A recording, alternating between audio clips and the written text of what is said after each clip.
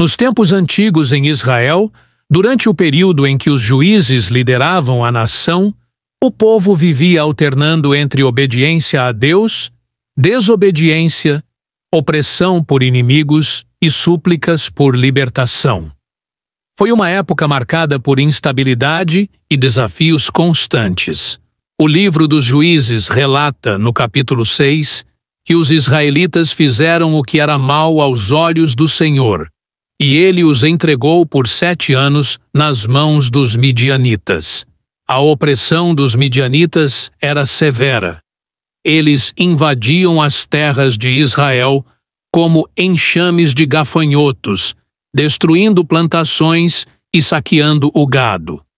Aqueles que antes prosperavam agora se escondiam em cavernas e montanhas, temendo pela própria sobrevivência. Em meio a esse cenário caótico, surge Gideão, um jovem aparentemente comum, mas com um propósito extraordinário. O capítulo 6, versículo 11, descreve a cena. O anjo do Senhor veio e se assentou sob o carvalho em Ofra, propriedade de Joás, da família de Abiezer. Ali, Gideão estava debulhando trigo em um lagar, tentando protegê-lo dos midianitas. Imagine a situação. Ele, curvado em um local destinado ao preparo de vinho, esforçava-se para salvar um pouco de alimento para sua família. O medo e a insegurança estavam presentes, como uma névoa densa envolvendo o ambiente. Nesse instante de aparente fragilidade, algo extraordinário aconteceu. O versículo 12 nos conta que o anjo do Senhor apareceu a Gideão e disse: "O Senhor está com você, poderoso guerreiro." Surpreso, Gideão provavelmente olhou ao redor, achando que o anjo se referia a outra pessoa. Sua resposta reflete descrença e frustração. No versículo 13, ele questiona: "Ah, meu Senhor, se o Senhor está conosco, por que nos aconteceu tudo isso? Onde estão as maravilhas que nossos pais nos contaram, dizendo que o Senhor nos tirou do Egito? Agora, porém, o Senhor nos abandonou e nos entregou nas mãos de Midian." Essas palavras de Gideão ecoam os sentimentos de muitos ao enfrentarem dificuldades. Onde está Deus em meio ao sofrimento? Por que coisas ruins acontecem se Ele está conosco? No entanto, o anjo não veio para discutir teologia, mas para entregar uma missão. No versículo 14, o Senhor o encarou e declarou: "Vá com a força que você tem e liberte Israel das mãos dos midianitas. Não sou eu quem o está enviando?" Gideão se vê como o mais insignificante de sua família, que por sua vez é a menor em sua tribo. Ele questiona como poderia ser o escolhido para uma tarefa tão grandiosa. No relato de Juízes 6:15 a 16, Gideão diz: "Perdoe-me, Senhor, mas como posso salvar Israel? Meu clã é o mais fraco em Manassés, e eu sou o menor na casa de meu pai." O Senhor, porém, lhe responde: "Eu estarei com você, e você derrotará os midianitas como se fossem um só homem." A promessa é clara e poderosa, fundamentada não na força de Gideão, mas na presença e no poder de Deus. Ainda incerto, Gideão pede um sinal. Ele prepara uma oferta com carne de cabra e pão sem fermento. Então, o anjo do Senhor faz algo extraordinário. Em Juízes 6:21, lemos que, com a ponta do cajado em sua mão, o anjo tocou a carne e o pão, e fogo saiu da rocha, consumindo a oferta. Em seguida, o anjo desapareceu. Foi nesse instante que Gideão percebeu a magnitude do que estava acontecendo. Juízes 6:22 a 23 narra sua reação. "Ah, Senhor soberano, viu o anjo do Senhor face a face, mas o Senhor lhe respondeu: paz, não tenha medo, você não morrerá. Esse encontro mudou tudo. O chamado improvável estava confirmado. Gideão, o menor dos menores, havia sido escolhido para mudar o destino de Israel. Ele construiu ali um altar e o chamou de "O Senhor é Paz". O local, antes símbolo de medo e escassez, tornou-se um memorial do encontro transformador entre Deus e um homem comum. Embora Gideão tivesse aceitado o chamado e erguido um altar ao Senhor, ainda enfrentava dúvidas. A narrativa segue em Juízes 6:336-37, onde Gideão busca mais confirmação de Deus, pedindo provas de que ele realmente salvaria Israel por meio dele. A transformação de Gideão, de um homem temeroso escondido em um lagar a um líder corajoso de Israel, estava apenas começando. Mão, como você prometeu, olha, eu colocarei um velo de lã na eira, se houver orvalho somente no velo, e todo o chão estiver seco, então eu saberei que você salvará Israel pela minha mão. Como você disse, este pedido de Gideão revela sua hesitação persistente. Ele buscou um sinal tangível, algo que ele pudesse ver e tocar para confirmar a vontade de Deus. Reflete a natureza humana, que frequentemente busca evidências concretas, mesmo diante das promessas divinas. O que aconteceu a seguir foi extraordinário. Juízes 638 nos conta. E foi isso que aconteceu. Gideão levantou-se cedo. Na manhã seguinte, ele apertou o velo e tocou o orvalho, uma tigela cheia de água. Imagine a cena. Gideão acordando antes do nascer do sol, seu coração disparado.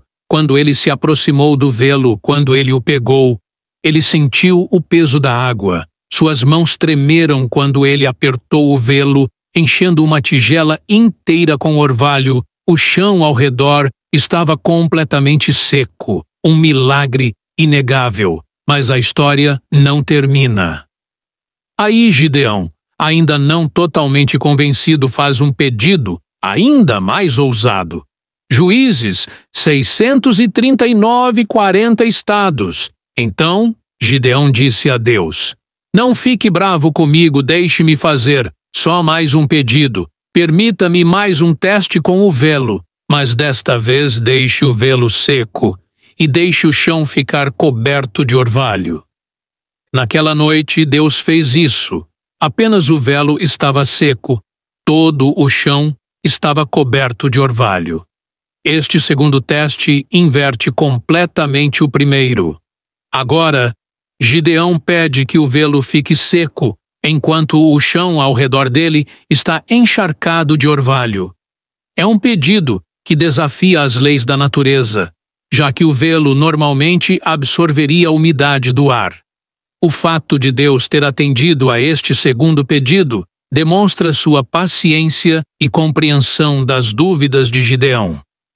Ele serve como um poderoso lembrete de que Deus frequentemente acomoda nossas fraquezas, fornecendo a garantia de que precisamos para cumprir sua vontade. Esses eventos têm um significado profundo. O velo, um produto de ovelhas, pode simbolizar o povo de Israel. O rebanho de Deus no primeiro teste. O velo molhado enquanto o chão permanecia seco pode representar como Deus abençoaria seu povo em um mundo estéril. No segundo teste, o velo seco, enquanto o chão estava molhado, pode simbolizar como Deus usaria Israel para abençoar as nações ao redor deles. Mais do que isso, esses testes de lã ilustram a transformação gradual de Gideão de um homem escondendo trigo em um lagar. Ele agora estava em conversa direta com Deus, negociando os termos de sua fé e liderança. É importante notar que, embora Deus tenha respondido aos pedidos de Gideão, buscar sinais não é o padrão ideal de fé. Em muitas outras passagens das Escrituras, somos encorajados a confiar na palavra de Deus sem exigir provas milagrosas. Entretanto, neste momento crucial na história de Israel, Deus, em sua graça, escolheu fortalecer a fé de Gideão através desses sinais tangíveis. O teste de lã marca uma virada na narrativa de Gideão. Suas dúvidas foram dissipadas, sua fé fortalecida. Ele agora estava pronto para liderar o povo de Israel contra seus opressores. O homem que antes se considerava o menor em sua família estava prestes a se tornar um dos maiores juízes de Israel. A história da lã nos ensina várias lições importantes. Primeiro, que Deus é paciente com nossas dúvidas e está disposto a nos fornecer a garantia de que precisamos para cumprir sua vontade. Segundo, que a fé frequentemente cresce, gradualmente por meio de experiências concretas com Deus. E terceiro, que quando Deus nos chama para uma tarefa, Ele também nos equipa com a confiança necessária para realizá-la, como o orvalho secou sob o sol nascente. Gideão levantou-se como um novo homem, suas inseguranças foram lavadas junto com a sujeira e em seu lugar cresceu determinação feroz. O guerreiro que Deus tinha visto desde o início estava finalmente emergendo com a confirmação divina garantida. Gideão estava pronto para o próximo passo em sua jornada. O exército precisava ser reunido e uma batalha decisiva estava no horizonte. O homem que testou Deus com um velo estava prestes a ser testado. No calor do conflito, com confiança renovada pelos sinais do velo, Gideão estava pronto para liderar Israel contra os midianitas. O chamado de Deus ecoou em seus ouvidos, e o tempo de agir havia chegado. A narrativa nos transporta para um momento crucial na história de Israel, onde a lógica humana seria desafiada pela sabedoria divina. Juízes 7:1 define a cena. Jobal, que é Gideão, e todas as pessoas que estavam com ele, levantou-se cedo e acampou ao lado da fonte de Harod. O acampamento de Midian estava ao norte deles, no vale perto do Monte Mor. Gideão agora, também conhecido como Jobal, deixou Baal lutar com ele depois de destruir o altar de Baal. Havia reunido um exército considerável. O texto bíblico nos dá uma ideia da magnitude desta força em Juízes 7:3. Agora anunciou ao povo que qualquer um que esteja com medo e tremendo pode retornar para casa e deixar o Monte Gileade. Esta declaração sugere que o exército estava posicionado no Monte Gileade, se preparando para a batalha. A resposta do povo a este anúncio foi surpreendente. O mesmo versículo continua: 22.000 homens restantes e 10.000 permaneceram. Imagine a cena: mais de 2/3 do exército de Gideão abandonando o acampamento, deixando para trás apenas 1/3 dos guerreiros originais para um líder militar. Ver 22.000 soldados partirem na véspera de uma batalha crucial seria devastador. Mas Deus tinha planos diferentes. Em vez de lamentar a perda de tantos guerreiros, o Senhor surpreende Gideão com uma declaração chocante. Juízes 7:4 relatórios. Mas o Senhor disse a Gideão: ainda há muitos homens, leve-os para a água, e eu os separarei para você. Se eu disser que este irá com você, ele irá. Mas, se eu disser que este não irá com você, ele não irá. Esta instrução divina desafia toda a lógica militar.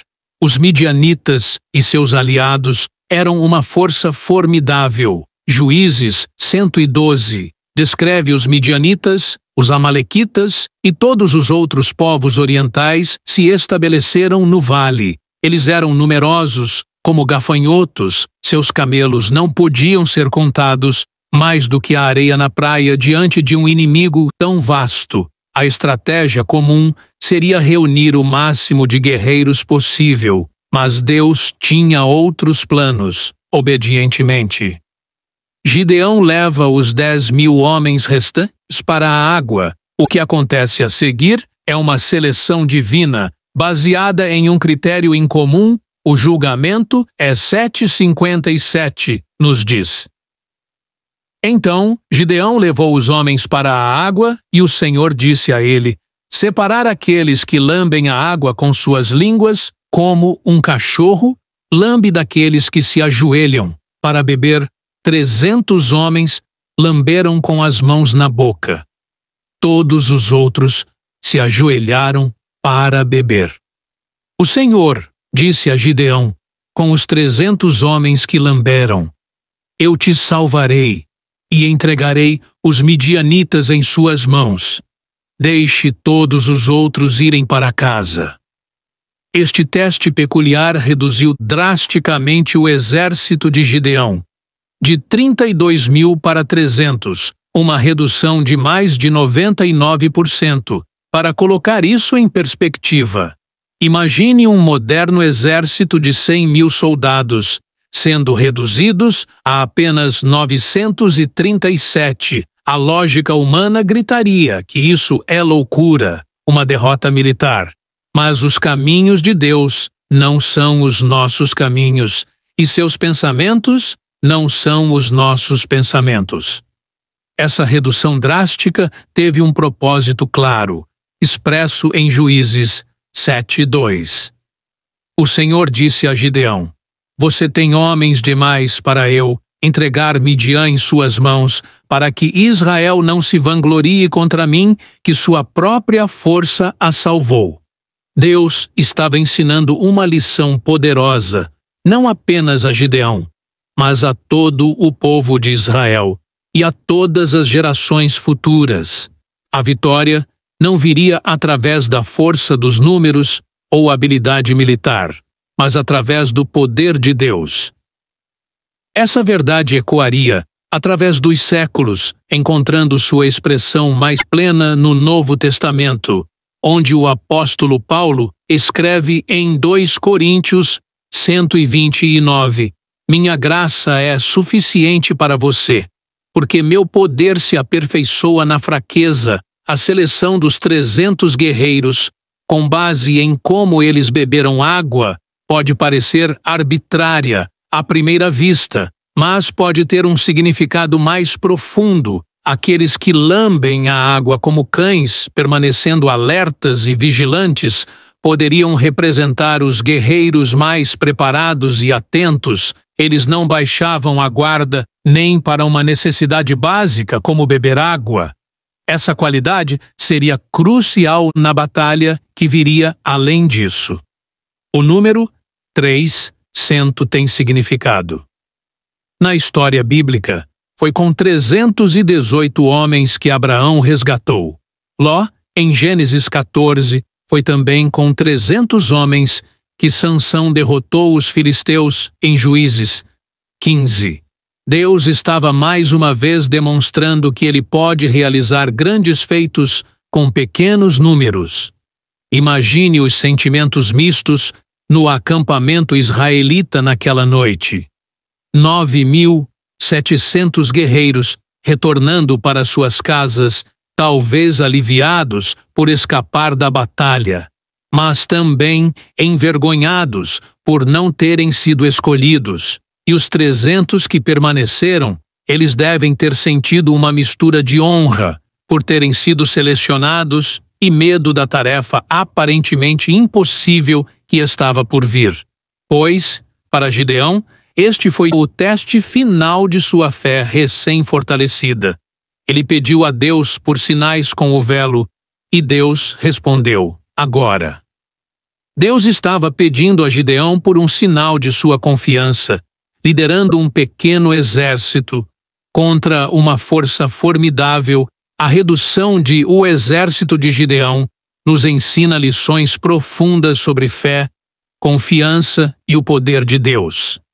Ele nos lembra que Deus não precisa de grandes números ou recursos abundantes para realizar seus propósitos. Ele frequentemente escolhe trabalhar por meio do pequeno, do fraco e do improvável, para demonstrar seu poder e receber toda a glória. Esta história também nos desafia a confiar em Deus, mesmo quando as circunstâncias parecem impossíveis. Quantas vezes nos sentimos inadequados ou mal equipados para as tarefas que Deus coloca diante de nós? A história de Gideão nos lembra que é precisamente nesses momentos que Deus pode operar mais poderosamente, enquanto os 300 guerreiros escolhidos se preparavam para a batalha, afiando suas espadas e ajustando suas armaduras. Uma atmosfera de expectativa pairava sobre o acampamento. Eles sabiam que estavam prestes a testemunhar algo extraordinário. O Deus que havia reduzido seu exército certamente tinha um plano para a vitória. Noite caiu sobre o acampamento israelita, à distância, as fogueiras do vasto exército midianita tremeluziam no vale, lembrando Gideão e seus homens da tarefa aparentemente impossível diante deles. Mas, com Deus, o impossível estava prestes a se tornar possível. A maior batalha de Israel estava prestes a começar, não com o rugido de milhares, mas com a fé silenciosa de 300, com apenas 300 homens contra um exército vasto como nuvens de gafanhotos. Gideão enfrentou uma situação aparentemente impossível, mas Deus, em sua infinita sabedoria, tinha um plano extraordinário para garantir a vitória de Israel. Noite antes da batalha foi crucial. Deus, reconhecendo a apreensão natural de Gideão, ofereceu-lhe uma oportunidade única de fortalecer sua fé. Juízes 79:11 afirma que naquela noite o Senhor disse a Gideão: levante-se e desça ao acampamento, pois estou entregando em suas mãos. Se você tem medo de atacar, desça ao acampamento com seu servo Pura e ouça o que eles estão dizendo. Depois você será encorajado a atacar o acampamento. Esta instrução divina revela tanto a compreensão de Deus das fraquezas humanas, quanto sua disposição de fortalecer seus servos. Obedientemente, Gideão desceu ao acampamento inimigo com seu servo Pura. O que aconteceu a seguir foi nada menos que providencial. Juízes 713:14 descreve a cena. Gideão chegou no momento em que um homem estava contando a seu amigo sobre um sonho que tive. Um sonho? Ele estava dizendo: um pão redondo de cevada caiu no acampamento. Midianita atingiu a tenda com tanta força que a tenda virou e desabou. Seu amigo respondeu: isso não pode ser nada além da espada do filho de Gideão de Joás, o israelita. Deus entregou os midianitas e todo o acampamento em suas mãos. Este sonho e sua interpretação eram exatamente o que Gideão precisava ouvir. O pão de cevada, um alimento comum entre os israelitas mais pobres, representava o improvável exército de Gideão. A tenda virada simbolizava a derrota iminente dos midianitas. Deus estava mostrando a Gideão que até mesmo os inimigos estavam inconscientemente reconhecendo o poder divino agindo através dele. Fortalecido por esta experiência, Gideão retornou ao acampamento israelita, pronto para liderar seu pequeno exército. Juízes 7:15 nos diz: quando Gideão ouviu o sonho e sua interpretação, ele adorou a Deus. Ele retornou ao acampamento de Israel e gritou: levante-se, o Senhor entregou o acampamento midianita em suas mãos. agora com fé renovada. Gideão estava pronto para implementar a estratégia divina. E que estratégia incomum era? Juízes 716 detalhes, dividindo os 300 homens em 3 companhias. Ele colocou trombetas e jarros vazios nas mãos de todos eles, com tochas dentro. Imagine a cena: 300 homens, cada um carregando uma trombeta em uma mão e um jarro com uma tocha escondida no outro. Não era o armamento convencional que alguém esperaria de um exército prestes a enfrentar uma força muito superior. Gideão, então, instruiu seus homens, como lemos em Juízes 7, 17 e 18. Observe-me, ele disse a eles. Sigam minha liderança quando eu chegar à borda do acampamento, faça exatamente como eu faço, quando eu e todos que estão comigo tocamos nossas trombetas. Trump, então, de todo o acampamento, tocamos as suas e gritamos pelo Senhor e por Gideão. A estratégia era simples, mas brilhante. Em sua eficácia psicológica, o plano era criar a ilusão de um exército muito maior, aproveitando a escuridão da noite e o elemento surpresa. Juízes 7, 16, 20 descreve o ataque. Gideão e os 100 homens com ele chegaram à borda do acampamento no início da vigília do meio. Logo após terem trocado a guarda, eles tocaram suas trombetas e quebraram os jarros que estavam em suas mãos. As 3 companhias tocaram as trombetas e quebraram os jarros, segurando as tochas em suas mãos esquerdas e segurando em suas mãos direitas as trombetas que deveriam tocar. Eles gritaram uma espada para o Senhor e para Gideão. O efeito foi imediato e devastador. Juízes 7, 21, 22 relata: cada homem ficou em seu lugar ao redor do acampamento, e todos os midianitas correram gritando enquanto fugiam quando as 300 trombetas soaram. O Senhor fez com que os homens em todo o acampamento se voltassem uns contra os outros com suas espadas. O exército fugiu para Bet-sita em direção a Zera, até a fronteira de Abel-mola, perto de Tabote. A confusão no acampamento midianita era total. O som repentino de 300 trombetas, o brilho de 300 tochas emergindo da escuridão e o grito de guerra ecoando de todos os lados criou a ilusão de um exército massivo atacando de todas as direções. Em seu pânico, os midianitas começaram a lutar entre si, incapazes de distinguir amigo de inimigo na escuridão.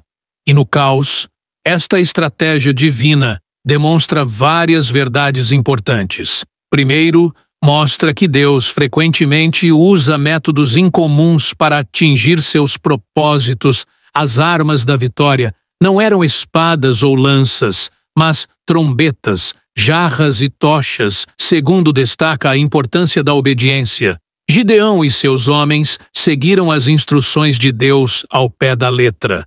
Mesmo quando pareciam estranhas ou ilógicas, sua fidelidade foi recompensada com uma vitória milagrosa. Terceiro, ilustra o poder da fé em ação. Os 300 homens tiveram que acreditar que o plano daria certo, expondo-se ao perigo, quebrando suas jarras e revelando suas posições com as tochas.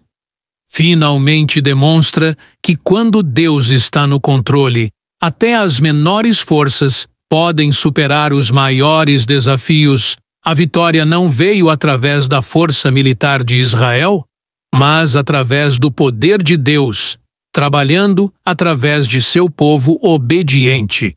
Enquanto os midianitas fugiam em pânico, Gideão e seus homens permaneceram em suas posições, testemunhando a incrível intervenção divina. A batalha foi vencida, mas a perseguição aos inimigos em fuga estava apenas começando. O exército israelita, que havia observado de longe, agora se juntaria à caçada, completando a vitória que Deus havia iniciado tão milagrosamente. Gideão, agora totalmente confiante no poder de Deus, liderou uma perseguição implacável aos inimigos em retirada. Esta fase da campanha revelaria não apenas a determinação de Gideão, mas também os desafios internos que Israel enfrentaria. Mesmo em meio aos juízes da vitória, 7:2-3-2-4, nos mostra como a perseguição começou. Os israelitas de Naftali, Asser e todos os de Manassés foram chamados e foram em perseguição aos midianitas. Gideão enviou mensageiros por todas as colinas de Efraim, dizendo: desçam para atacar os midianitas e tomem as águas do Jordão à frente deles até Bet-bar. Este chamado demonstra a liderança estratégica de Gideão. Ele não apenas perseguiu o inimigo, mas também mobilizou forças adicionais para cortar a rota de fuga dos midianitas. A resposta foi imediata, como vemos na continuação do versículo 24. Então todos os efraimitas foram chamados e tomaram as águas do Jordão até Bet-bara. A estratégia de Gideão provou ser eficaz. Os juízes 725 relatam que eles também capturaram 2 líderes midianitas, Orbe e Zebe. Eles mataram Orbe na rocha de Orbe e Zebe no lagar de Zebe. Eles perseguiram os midianitas e trouxeram as cabeças de Orbe e Zebe para Gideão, que estava do outro lado. Lado do Jordão, a captura e execução desses líderes midianitas foi um golpe significativo contra o inimigo. No entanto, esta vitória também trouxe à tona tensões internas entre as tribos de Israel. Juízes 8:1 nos mostra o início deste conflito. Os efraimitas perguntaram a Gideão: por que você nos tratou assim? Por que você não nos chamou quando foi lutar contra Midian? E eles o criticaram duramente. Esta reação dos efraimitas revela o orgulho tribal e o desejo de reconhecimento que muitas vezes ameaçavam a unidade de Israel. Eles se sentiam excluídos da glória da vitória inicial, embora tivessem desempenhado um papel crucial na captura dos líderes inimigos. A resposta de Gideão demonstra sua sabedoria diplomática. Juízes 8:2-3 registros.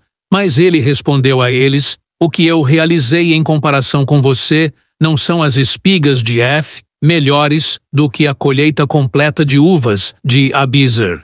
Deus deu Orbe e Zebe, os líderes midianitas, em suas mãos. O que eu era capaz de fazer em comparação com você, com isso, seu ressentimento contra ele diminuiu.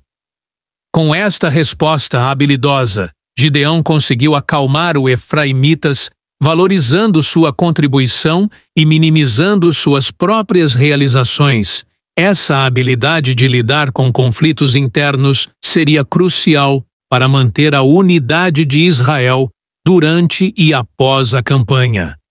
Enquanto isso, a perseguição dos reis midianitas continuou. Juízes 845 nos dá uma noção da intensidade dessa perseguição. Gideão e seus 300 homens exaustos, mas ainda perseguindo o inimigo, chegaram ao Jordão e o cruzaram. Ele disse aos homens de Saco: deem um pouco de pão para minhas tropas. Eles estão exaustos, e eu ainda estou perseguindo Zeba e Zuna, os reis de Midian. Este pedido de Gideão revela tanto a determinação de seu pequeno exército, quanto as dificuldades que eles enfrentaram. Eles estavam exaustos, mas persistiram na perseguição, demonstrando notável dedicação à sua missão. No entanto, a resposta dos homens de Saco foi surpreendentemente negativa. Os juízes comeram 6 registros. Mas os oficiais de Saco disseram que Zeba e Chaluna já estavam em suas mãos, que deveríamos dar pão às suas tropas. Esta recusa não apenas demonstrou falta de solidariedade, mas também falta de fé na capacidade de Gideão de completar sua missão. A resposta de Gideão foi dura e profética. Os Juízes 87 nos dizem que Gideão disse muito bem: quando o Senhor entregou Zeba e Zala em minhas mãos, eu rasgarei sua carne com espinhos do deserto e briar. Gideão enfrentou uma recepção semelhante em Penuel, como vemos em Juízes 8:89. De lá, ele foi até Penel e fez o mesmo pedido, mas eles responderam como os homens de Saco. Então ele disse aos homens de Penuel: quando eu retornar vitorioso, derrubarei esta torre. Essas interações revelam as complexidades políticas e sociais que Gideão teve que navegar, mesmo em meio à sua campanha militar. Nem todos em Israel estavam unidos em apoio à sua missão, e alguns até mostrou hostilidade aberta ou ceticismo. Apesar desses contratempos, Gideão e seus homens persistiram em sua perseguição. Juízes 81.012 nos dá o resultado desta perseguição. Zeba e Zuna estavam em Carore com uma força de cerca de 15.000 homens, tudo o que restava dos exércitos dos povos orientais. 120.000 espadachins caíram. Gideão fez um ataque surpresa contra o exército pela rota dos nômades, a leste de Noa e Iogar, e ele derrotou o exército Zeba e Zuna. Os dois reis midianitas fugiram, mas ele os perseguiu e os capturou, derrotando todo o exército. A captura desses reis marcou o fim efetivo da ameaça midianita. No entanto, Gideão ainda tinha contas a acertar com aqueles que se recusaram a ajudá-lo. Juízes 8, 13 e 17 descreve como ele cumpriu suas promessas a Saco, e Penel. Gideão, filho de Joás, retornou da batalha pela subida de Heres. Ele capturou um jovem de Saco e o interrogou, e o jovem escreveu para ele os nomes das 77 autoridades de Saco, os líderes da cidade. Então Gideão foi até os homens de Saco e disse: aqui estão Zeba e Zuna, a respeito dos quais vocês me provocaram, dizendo: vocês já capturaram Zeba e Zuna. Por que deveríamos dar pão aos seus homens cansados? Então ele pegou os líderes da cidade e os puniu com os espinhos e sarças do deserto. Ele também derrubou a torre de Penuel e matou os homens da cidade. Essas ações de Gideão, embora possam parecer severas pelos padrões modernos, demonstram o cumprimento de sua palavra e estabelecem sua autoridade como líder de Israel. Elas também servem como um aviso contra a falta de solidariedade e apoio em tempos de crise nacional. Finalmente, Gideão confrontou os capturados. Os Juízes dos Reis Midianitas 8.182 relatam este encontro final. Então ele perguntou a Zeba e Zuna: que tipo de homens eram aqueles que você matou em Tabor? Homens como você. Eles responderam, cada um com o porte de um príncipe. Gideão respondeu que aqueles homens eram meus irmãos, os filhos de minha mãe. Tão certo como o Senhor vive, se você os tivesse poupado, eu não te mataria. Ele disse a Jeta, seu filho mais velho: desembainhe sua espada e mate-os. Mas Jeta não desembainhou sua espada porque estava com medo, sendo ainda um menino. Zeba e Zuna disseram: levante-se e mate-nos, pois assim como o homem é, assim é sua força. Então Gideão se levantou e os matou, e tirou os enfeites do pescoço de seus camelos. Este episódio final de The Pursuit revela vários aspectos do caráter de Gideão. Sua determinação em vingar seus irmãos mostra seu senso de justiça e lealdade familiar. A hesitação de seu filho Jeta e a ação subsequente de Gideão demonstram sua força e determinação como líder com a morte de Zeba e Zuna. A campanha de Gideão contra os midianitas chegaram ao fim. Israel estava livre de seus opressores, e Gideão emergiu como um líder poderoso e respeitado. No entanto, as consequências desta vitória e as decisões subsequentes de Gideão teriam um impacto duradouro na história de Israel. Como veremos no próximo capítulo de sua vida, após a vitória decisiva sobre os midianitas, Gideão se viu em uma posição de grande respeito e autoridade em Israel. Seu legado, no entanto, seria marcado por uma mistura de triunfo e tragédia, fidelidade e fracasso. O povo, impressionado com sua liderança, fez uma proposta surpreendente. Juízes 822 afirma que os israelitas disseram a Gideão: "Governe sobre nós, você, seu filho e seu neto, porque você nos salvou das mãos de Midian." Esta oferta refletiu o desejo do povo por uma liderança forte e centralizada, prenunciando a futura monarquia de Israel.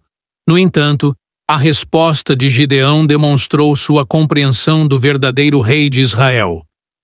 Juízes 8:23 registra sua resposta. Mas Gideão disse a eles: "Eu não governarei sobre você, nem meu filho governará sobre você.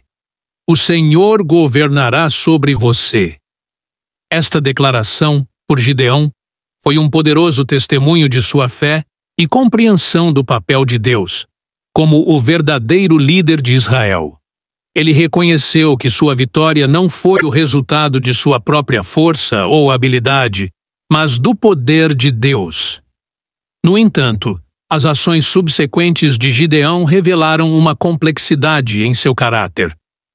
Juízes 824:27 narra um episódio intrigante. Ele continuou: "Eu tenho um pedido a vocês, me deem, cada um de vocês, um brinco de sua parte do saque. Era o costume dos ismaelitas usar brincos de ouro." Eles responderam: "Nós ficaremos felizes em dá-los." Então eles estenderam uma vestimenta e cada homem jogou um anel de seu saque. Nele o peso dos brincos de ouro que ele pediu chegou a cerca de 5, sem contar os pingentes ornamentais, as vestes roxas usadas pelos reis de Midian ou as correntes que estavam no pescoço do camelo. Gideão fez o ouro em um éfode que ele colocou em sua cidade natal. Ofra todo o Israel se prostituiu adorando-o lá e se tornou uma armadilha para Gideão e sua família. Este episódio revela uma falha significativa no julgamento de Gideão. Embora sua intenção possa não ter sido estabelecer um culto idólatra, suas ações levaram o povo a uma forma de adoração equivocada. O éfode, veste sacerdotal que ele criou, tornou-se um objeto de veneração imprópria, desviando o povo da verdadeira adoração a Deus. Apesar deste erro, o impacto imediato da liderança de Gideão foi positivo para Israel. Juízes 8:28 nos diz assim: "Midian foi subjugada diante dos israelitas, e não levantou a cabeça novamente durante a vida de Gideão. A terra teve paz por 40 anos. Estes 40 anos de paz foram um tone testado para a eficácia da liderança de Gideão e a bênção de Deus sobre Israel. Quando o povo se voltou para ele, no entanto, a narrativa também revela que as sementes de problemas futuros estavam sendo semeadas. Juízes 8:30 e 31 nos dá um vislumbre da vida pessoal de Gideão. Gideão teve 70 filhos nascidos dele, porque ele tinha muitas esposas. Sua concubina, que vivia em Shem, também lhe deu um filho, a quem ele chamou Aimic. Esta descrição da família de Gideão, particularmente a menção de suas muitas esposas e uma concubina, sugere que ele pode ter adotado práticas mais associadas aos reis das nações vizinhas do que com um líder teocrático de Israel. A menção específica de AMC é significativa, porque ele viria a desempenhar um papel trágico na história subsequente de Israel. O fim da vida de Gideão é resumido em Juízes 8:32.